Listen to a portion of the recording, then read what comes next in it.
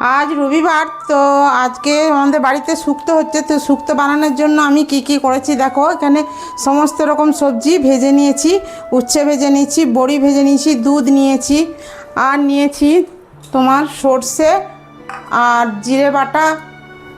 তেল দিয়ে দিয়েছিলাম, তো তেলটা গরম হয়ে গেছে, দিলাম দুটো রাঁধুনি, শুকনো লঙ্কা, তেজপাতা, এরপরে দিলাম 5 ফোড়ন, তারপরে দিলাম আদা বাটা,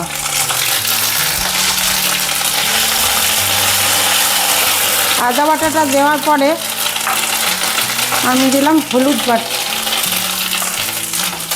গুঁড়োটা দিয়ে একটু ভাজা করে নিই আদাটা, কারণ এগুলো প্রচণ্ড ফুটে ছিটকাচ্ছে আদাটা।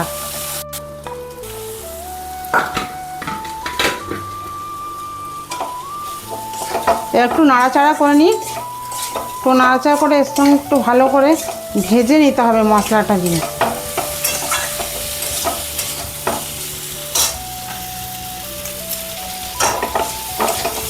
ভাজা ভাজা হয়ে গেছে, এরপরে দেব দুধটা।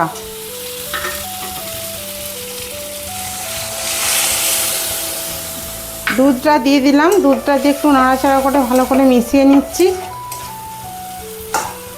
এর সঙ্গে মিশিয়ে নেওয়ার পরে তারপরে দিয়ে দিলাম সামান্য জল।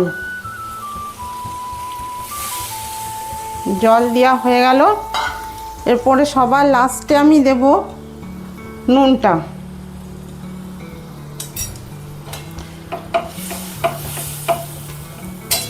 এবারে আমার শুক্তোটা ফুটে গেছে, তো ফুটে গেছে, এবার আমি বড়িগুলো দিয়ে দেব। বড়িগুলো দিয়ে দিলাম, আর যে উচ্ছেগুলো ভাজা আছে সেই উচ্ছেগুলো দিয়ে দিলাম। এবার একটু ফুটুক, এটা উপরের মধ্যে দেওয়া থাক, আরেকটু ফুটে যাক, তারপরে একে নামিয়ে দেওয়া হবে। এরপর ঢাকনাটা খুলে দেখি এটা আমার হয়েছে কিনা। সব সেদ্ধ হয়ে গেছে, আমার শুক্তো পুরো রেডি।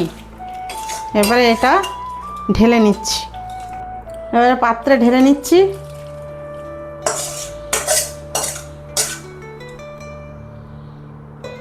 আমার এই ঘরোয়া পদ্ধতিতে দুধ শুক্তো রান্নাটা কেমন হয়েছে কমেন্ট করে জানাবেন।